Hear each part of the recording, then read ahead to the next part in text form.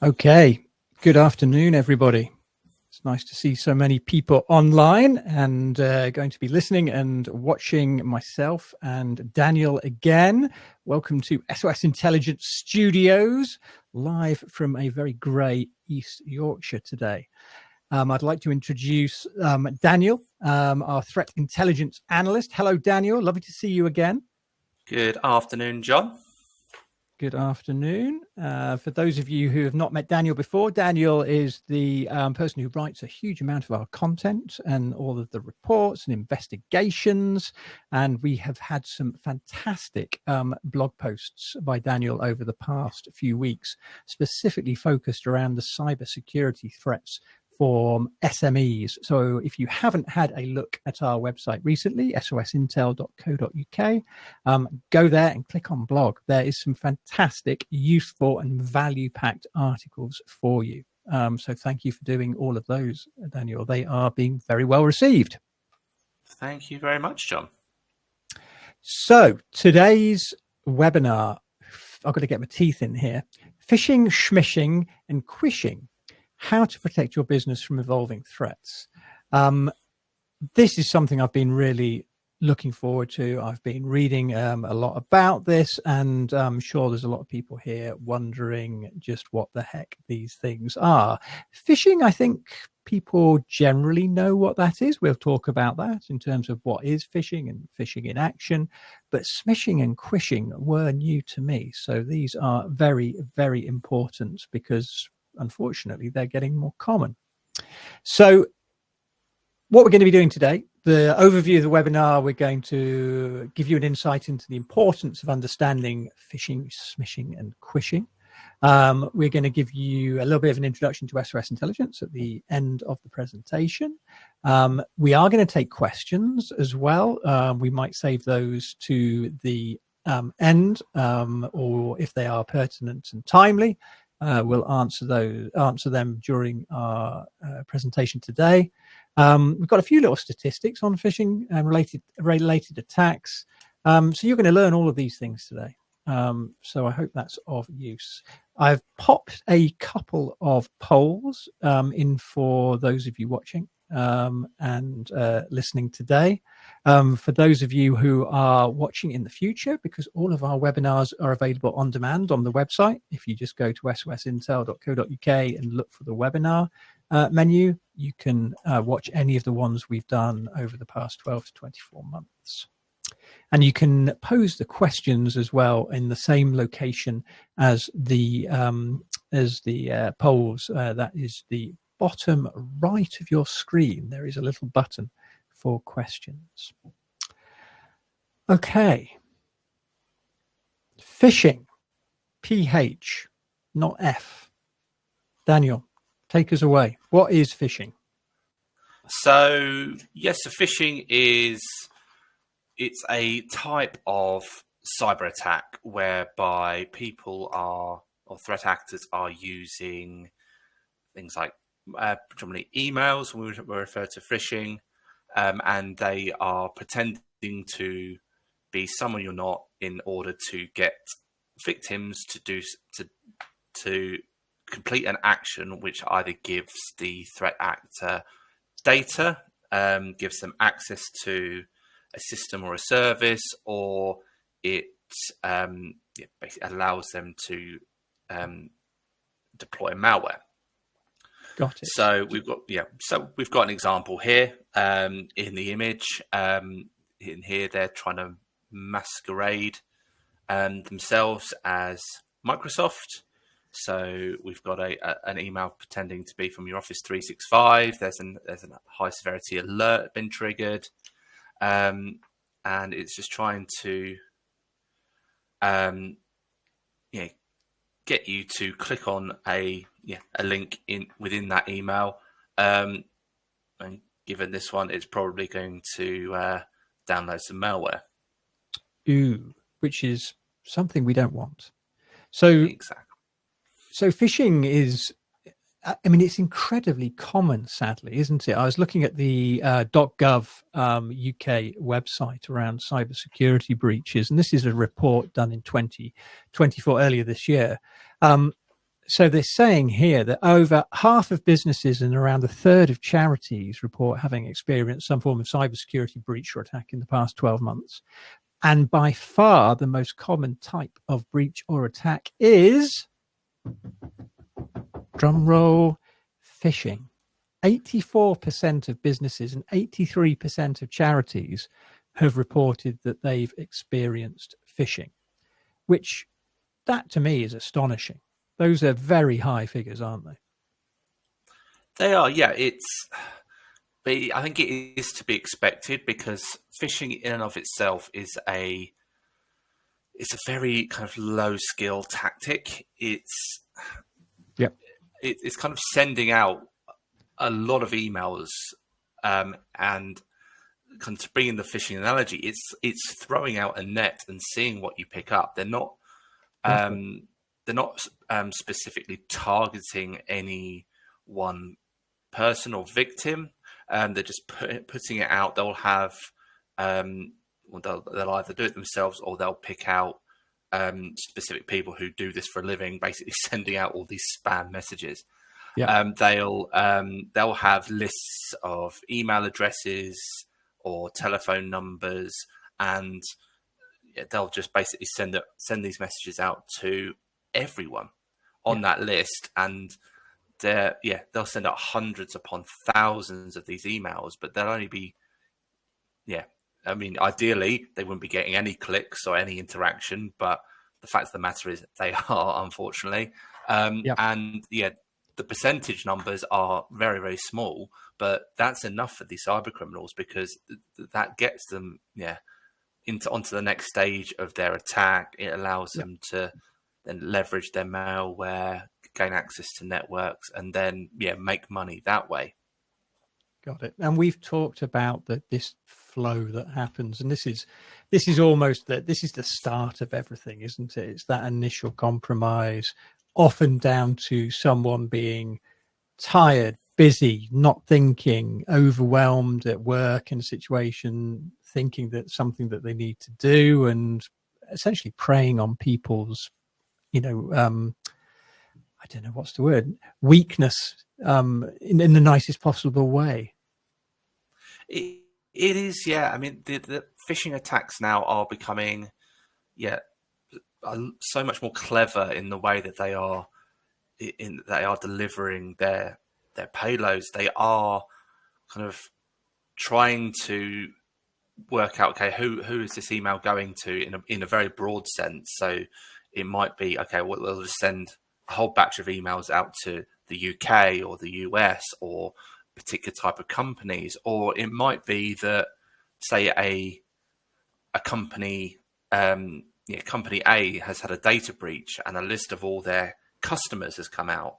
A threat actor might then get hold of that and then craft a phishing message designed to imitate company A and send it out to all their clients to try and go after the clients then. Got it. That, I mean, it's frightening, really, isn't it? There's some more fascinating and frankly quite scary statistics. This is from an investigations report by the US telecommunication provider Verizon. Causes of phishing attacks. This is done in 2023. So negligence is the leading cause of breaches, observed in 98% of cases, which is what we just said. If someone's got a lot of email, they're not thinking, someone's distracting them in the office, they're tired, whatever. Breaches involve stolen credentials, were part of 86% of cases, exactly what you alluded to. Social engineering was involved in 17% of breaches and 10% of incidents. Ransomware was a factor in 24% of breaches. And I don't know why this is not 100%, but the motivation behind 95% of data breaches was financial. And the human element, unsurprisingly, played a role in 74% of breaches. And from a frequency point of view, it says here that 31,000 phishing attacks are dispatched daily. Now that's a staggering figure. Yeah, it is. I mean, as I've alluded to already, there are professionals out there who deal in this kind of flow of traffic, who in sending out the messages. So if you're a threat actor, you want to get out, you want to try and catch some fish, you want to try and deploy your malware somewhere, you can go online. There are online marketplaces within the forums. You can get in contact with very, very professional fishers who will have vast quantities of emails to send these out to. It's almost like looking for people who are in the know. I know our head of sales, Amir, is on the line as well. It's like a criminal version of Apollo or another sort of system used for sales. It's you'll have all of these collections of victims ready to hand that you just need to send craft your email and send it out. And of course, and there's software, sadly built and dedicated for this kind of thing, which is not good. Phishing in action. So this is a great screenshot you've got here. If you could take us through this, just in terms of some of these examples, please. Yeah, so I've put a little example here of an email purporting to be from Wells Fargo. So it's a US bank. It's a little bit of an older message, but there are still a few points in there which you can see where they are a fake message. Nowadays there aren't so many obvious errors, but they are for the most part still there. So we have kind of at point one, we have the email address. It's not come from a Wells Fargo domain. It's come from Comcast, which is a US telecoms provider. The subject is very, very broad and vague. There's the kind of the use of the exclamation marks before and after to try and draw your attention to it, but it's not really something that a bank would do. So they've put in a lot of the logos here. They've put in a nice little link to the actual Wells Fargo site to try and make it look real. But then we kind of get down into the actual content. So we've got here at point 2. So there's a couple of issues here. So the first being, there's some grammar errors there. We can see at the beginning of this highlighted section that there's a random capital letter in there. And also the content of that section itself. It makes it seem very, very urgent. There's risk there. It's trying to get people to kind of fluster and panic and not think about what they're doing. Got it. And quite handily at point 3, they've provided a nice little link there for you, which looks nice and legitimate. But it's quite a common tactic that with URLs, what it actually says on the screen is not actually where it's going to go to, and it's quite easy to change that. Any email service will be able to do that, and it's quite a common thing if you want to put links in without breaking up a sentence. But in this case, it's being used for malicious purposes. Got it. Okay. So, with phishing, how can we avoid it? Very simply, it's concentrate a lot, isn't it? And just think before you click. Yeah, that is it. Yeah, it's as you've said already, the biggest factor in phishing attacks is the human element, and so many of these attacks, often require some sort of human interaction in order to proceed to the next step, in order to deploy that malware to pass over those bank details or those login credentials.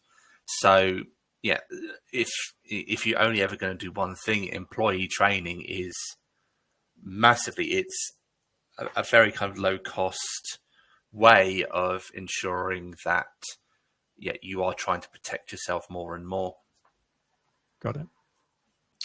So phishing done. Smishing. This was something I was aware of. I didn't know it was called smishing, which is a great name. So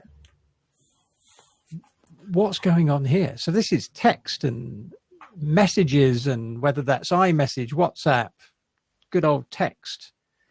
This is where Yes. people are getting compromised.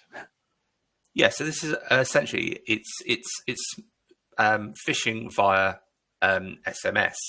Obviously, the term's been around for a while, hence the SMS. But we have kind of now moved on to other kind of messaging service, your WhatsApps and things like that. That aren't true SMS, but it kind of gets banded under smishing. Yeah. So it works in exactly the same way. It's just sending a text message appearing to come from a legitimate source, and it's attempting to trick recipients into providing sensitive information or clicking on malicious links. So we can see some of the examples in there that kind of cover the UK and the US. Being from the UK, I get the post office one quite a lot. I get it from the delivery service Every, quite a lot as well. Basically very, very vague, and say, oh yeah, your delivery's on hold. There wasn't quite enough postage on it or something, so you might need to pay some additional fee. So they're trying to get bring that. Here we go. There's the and of course there's Every as well. So and here again we're seeing exactly what they're trying to do. They're sending a broad generic message, and again, not everyone is expecting a parcel. Not everyone is getting a parcel from Every. So for the most part, it's not going to target. It's not going to target many people, but it's going to be enough in order to generate funds for the threat actors. And we can see from this example here, you're saying you've got a fee to pay. So if you were to click on that link there, it would probably take you to some sort of Every looking site, and it would ask you to put your bank details in. And I can guarantee they won't take the £1.45, but once they've got your details, they will take a hell of a lot more. That's what they're doing. Again, it's just targeting anyone and everyone who will kind of click on that link. And for the most part, people are quite savvy and smart to these, but there are the vulnerable out there who don't know, who don't think. I mean, this is quite a small example, targeting kind of the individual, but it'll be very, very easy and straightforward to kind of amend these to target businesses and say, there's an issue with your server login credentials or something. Please put them in here to recertify them or something like that. And it's just any and every way they can in order to kind of get that little bit of data that's going to kind of facilitate their cyber attacks. Got it. And preying on the urgency, brevity, familiarity again. And from the research that I was doing earlier this week, often used for 2FA credentials, or can be as well, as part of a sort of more sophisticated attack. That's something that I've been reading a little bit around. Yeah, absolutely. When people do have 2FA enabled, then obviously it makes it a lot harder. If you've got someone's credentials, you still might not be able to log in. But if threat actors know maybe a mobile phone number that's linked to that, they might be able to kind of do a further attack in order to get the 2FA credentials to log in once. And once they're logged in once, they can then change your security settings to either stop the 2FA or route it to a device they control instead. Got it. And also spoofing numbers is a thing, or using local numbers as well. I mean, I hate to say it, but these guys are clever. And they do a very good job of these nefarious acts. And, this is where, we've got to have our wits about us. Yeah, it's spoofing numbers is not a it's not a new thing. It's been around for a long, long time. It's kind of it's very straightforward for threat actors to seem to be coming from a certain country when they're coming from somewhere else. Or there are services out there where you can buy virtual numbers within a specific region, and there are legitimate reasons for doing that. And it's another example of cyber criminals abusing legitimate service in order to commit criminal acts. Yeah. Okay. So, phishing, smishing, and now quishing. And this is something, again, I didn't really realize that this is scary, because QR codes are very common these days and can be very useful. Yeah, absolutely. Whenever a new technology comes out, there will always be criminals, threat actors who are trying to exploit it for their own means. And QR codes have been no example. They are coming out more and more and more. I think lockdown over the COVID periods kind of accelerated this process a little bit, because all of a sudden, you go out to a restaurant, you can't have a menu anymore because you can't touch anything. So it's on a QR code. So you just scan your QR code there and it takes you to a website, and there's your menu. And this is how you order. And I think that things like that have kind of accelerated the use of QR codes. We see it a lot more now on television advertising. So I see it quite often on a Saturday afternoon. I'm watching the football, and Sky Sports is telling me to scan this QR code and go to our site where you can see all the extra information we're putting up. It's a great way of getting people directed to where you want them to be. But it is now, especially in public places, it's starting to get picked up by threat actors. Yeah. Okay. Scary.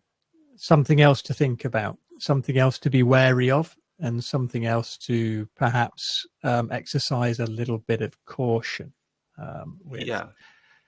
Good old Microsoft again. What a surprise. So quishing in action, Daniel. Take us a few examples. Yeah, so in this case, we've got a message that's come through via email, and it's containing a QR code. This is quite a novel way of attacking, but quite a good way from a threat actor point of view, because it's almost going to be bypassing some of those security features that are in place. So if you have a security measure that's scanning emails looking for malicious links, if you've got a QR code in there, that's just an image. It's not a malicious link. So it's not going to pick up on that. So it's got a way to kind of bypass around that. And I think the QR code as well does kind of give it an air of authenticity almost. It makes it seem like it's the real deal. So it's more likely that you are going to get people reacting to this in the ways that the threat actor wants. But more and more so as well, we see QR codes in public, and they are a lot harder to kind of to notice.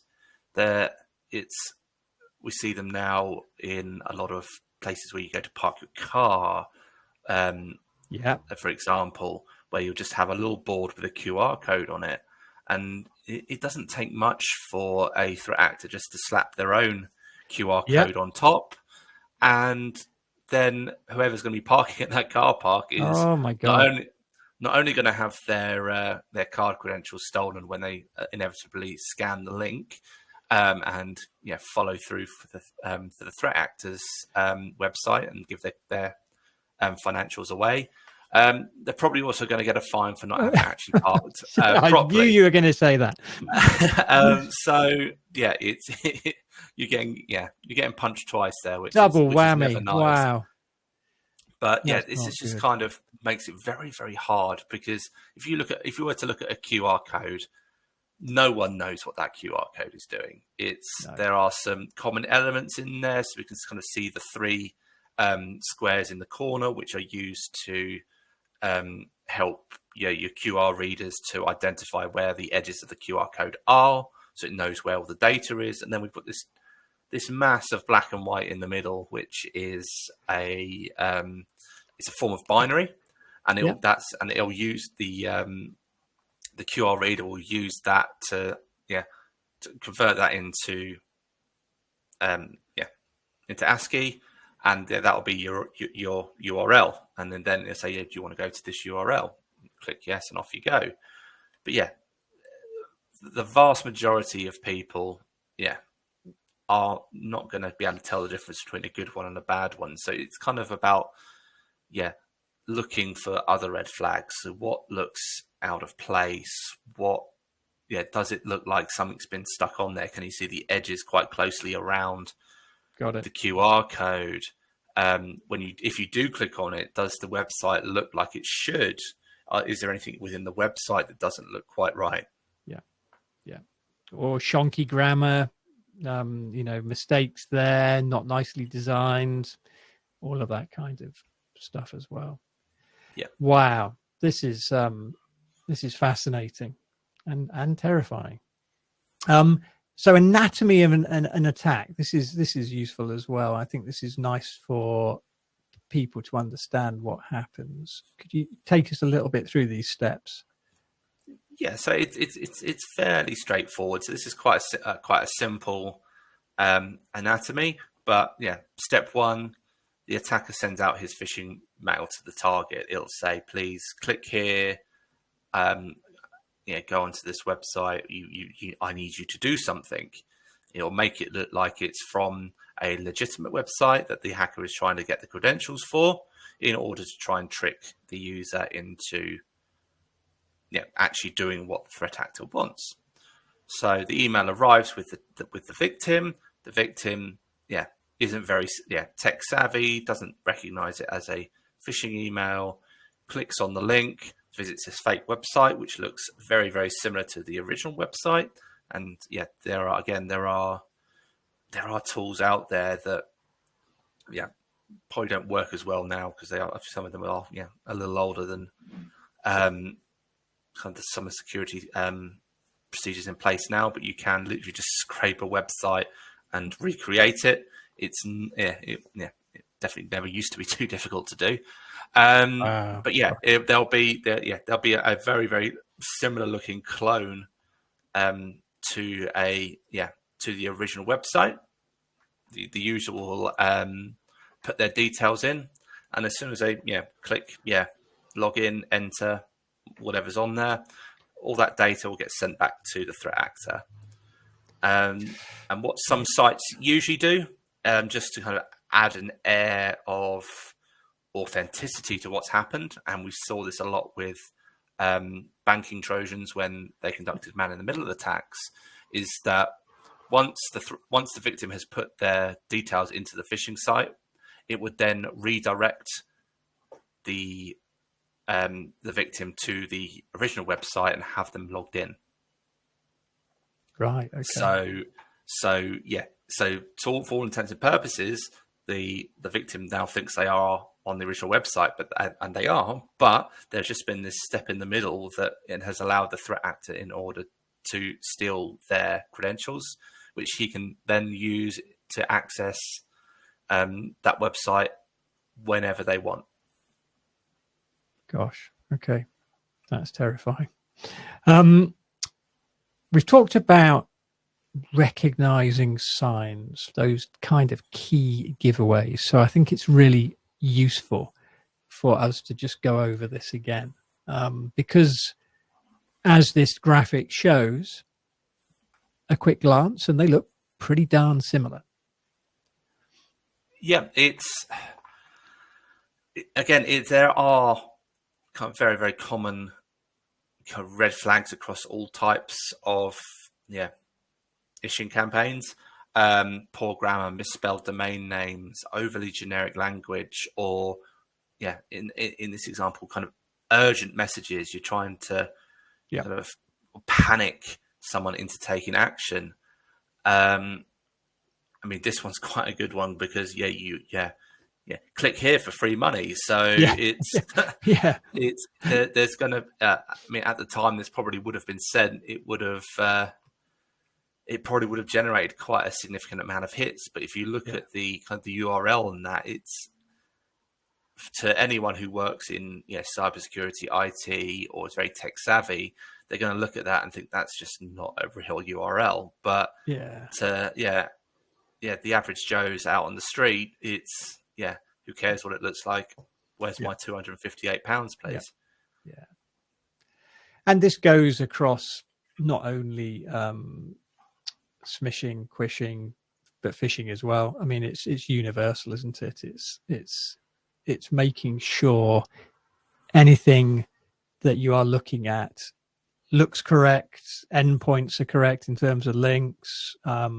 If it's offering cash or anything like an incentive, that's probably a massive red flag, a big sign, isn't it?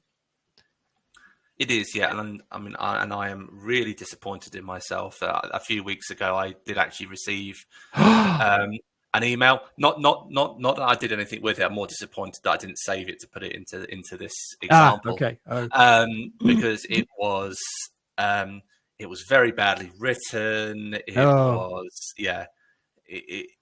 was basically someone telling me that they'd won 100-odd million in the Euro Millions a couple of years ago. They'd done and what they need some help.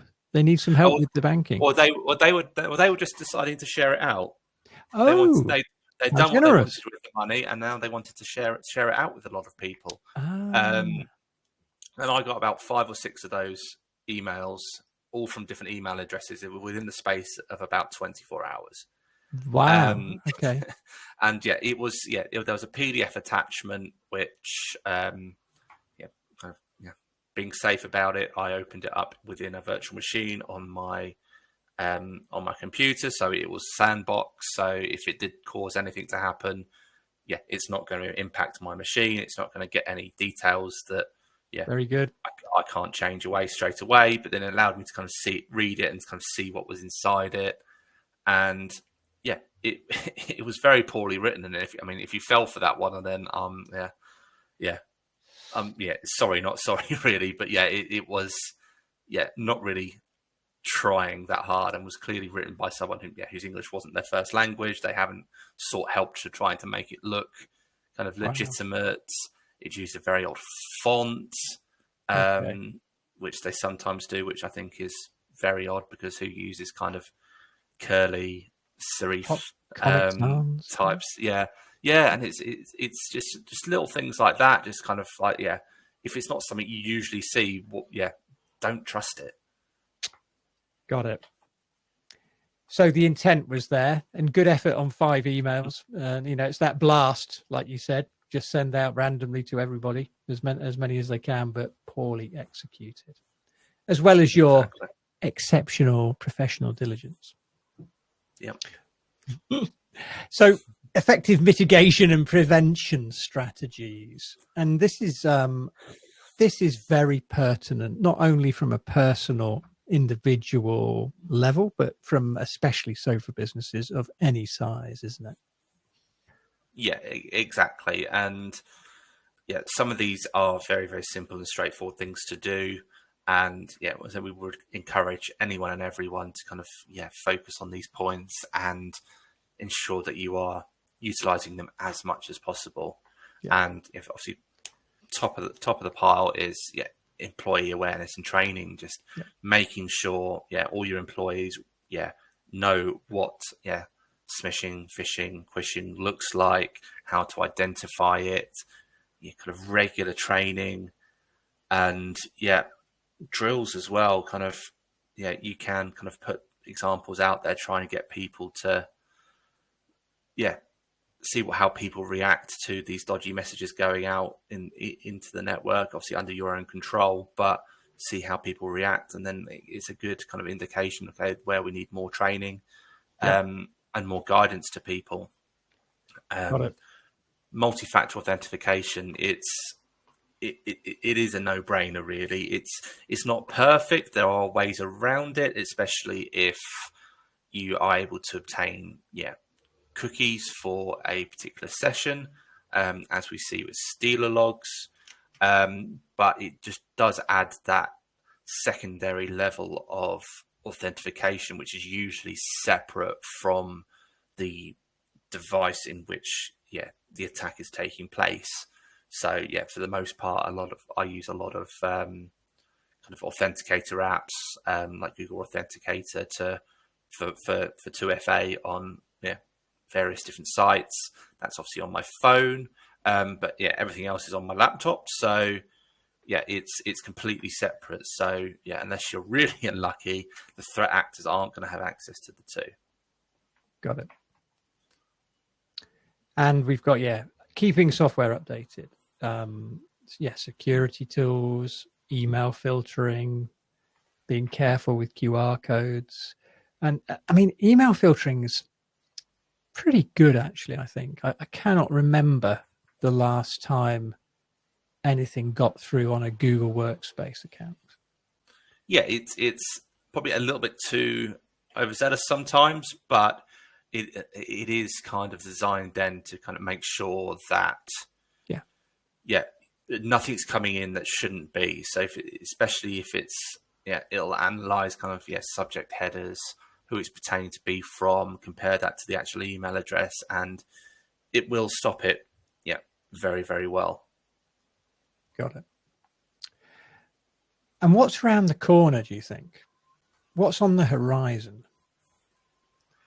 Oh, I mean, deep fake technology is the big key one. I mean, there is another technique in here. I think another one or two. Kind of phishing is one that we haven't covered today because it's not as widely used.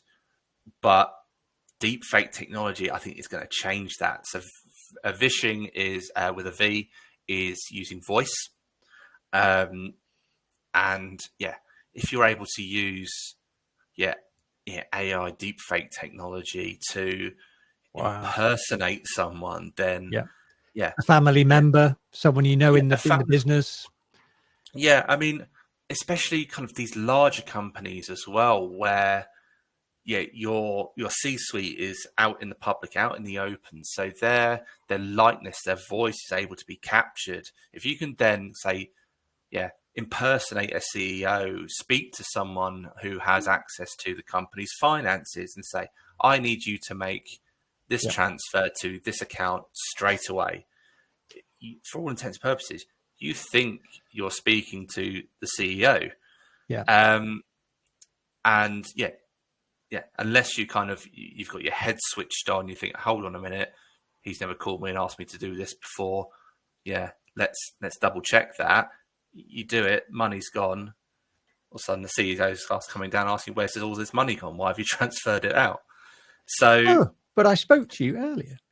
Exactly. Yeah, it's the power that AI is going to give to cyber criminals is terrifying. Basically, there is so much they'll be able to do. Wow. So it is just that remaining vigilant is kind of key to this. Got it. So everyone, thank you for listening thus far. We've covered phishing, smishing, quishing, a little bit on vishing for the future, being vigilant, being adaptive, getting training within the business, thinking before clicking is a really important one.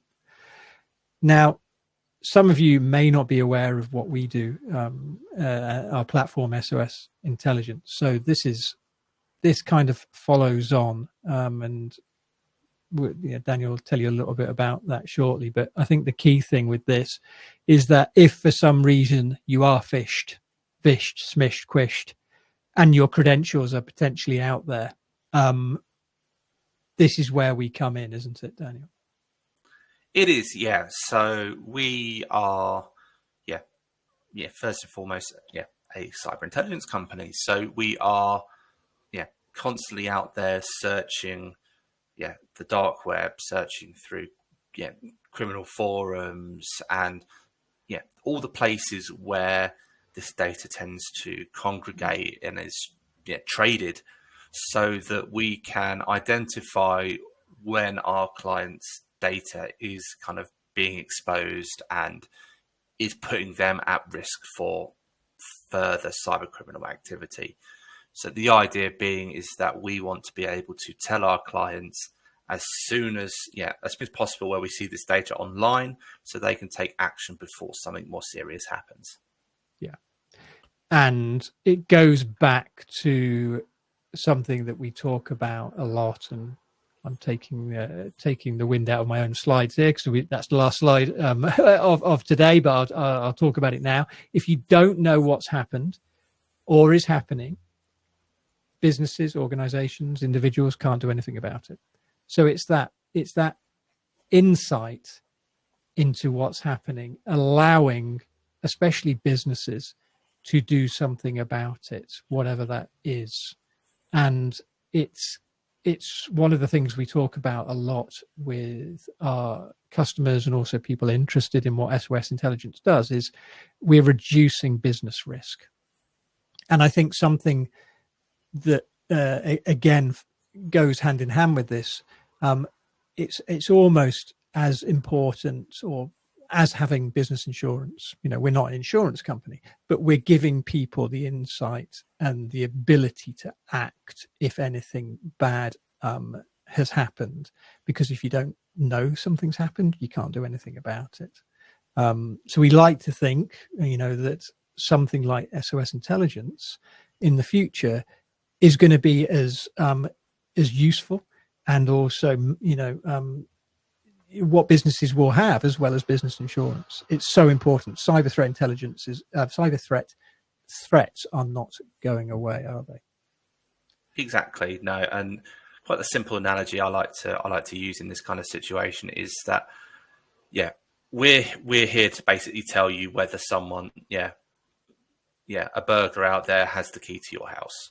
So we're telling you before he kind of goes in and takes all your belongings, so that you can go out and change the locks. Change the locks. That's the kind of the basic crux of it. We kind of giving you as much intelligence as we can to kind of help you support your business, your cybersecurity, and so that you can protect yourself and take those actions before it becomes a serious incident. And we're used by some very familiar names, which we're very proud of, and they find our service extremely useful. So if you'd like to know more, head on over to sosintel.co.uk. There are plenty of buttons for you to have a look at what we do, and one of the ways you can do it is book a call, book a demonstration. So if you haven't seen the platform, and it's recently, we've been spending a lot of time on the features, also the design of the back end, which is looking fantastic, I would encourage you to do this. We also have some fantastic articles written by Daniel on the blog. And also, like I mentioned previously, we have a webinar section as well, where you can click through and watch on demand some of the other events which we've held over the past few months. So we are just on time. Hooray. Thank you ever so much for everyone who is here today. Thank you for everyone who is listening and watching in the future and watching on demand. And thank you, Daniel, for all your expertise and wisdom, as ever, and being on the event today. Thank you very much, John, and thank you very much for watching. Thanks, everybody. Look forward to our next webinar, which we will be announcing very soon. Take good care. Thank you again.